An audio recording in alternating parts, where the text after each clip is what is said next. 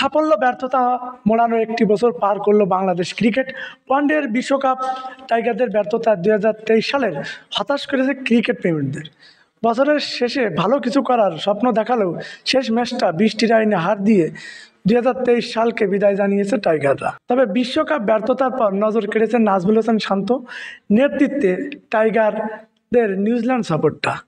বিশেষ করে শান্ত নিউজিল্যান্ডের মাটিতে তাদের বিপক্ষে প্রথমবারের মতন ওয়ানডে ও টি-20 ম্যাচ জিতেছে। অধিনায়ক শান্তর ভবিষ্যৎ প্রসঙ্গে হাতুড়ি সিং ভাষায়, আমার মনে হয় তারা বিসিবির বেশ ভালোভাবে চিন্তা করবে। অবশ্য এটা বোর্ডের সিদ্ধান্ত, কিন্তু শান্ত যথেষ্ট প্রমাণ রেখেছে, তাকে সিরিয়াসলি নেওয়া উচিত।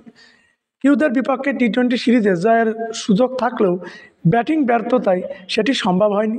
যদিও এই নিয়ে ইতিবাচক মন্তব্য করেছেন টাইগার কোচ। যদি আমি কিছু বলি তাহলে নানা জল্পনা তৈরি হবে। সত্য বলতে এর সঙ্গে সিনিয়রদের এখনও না থাকায় কিংবা তাদের কোনো সম্পর্ক নেই।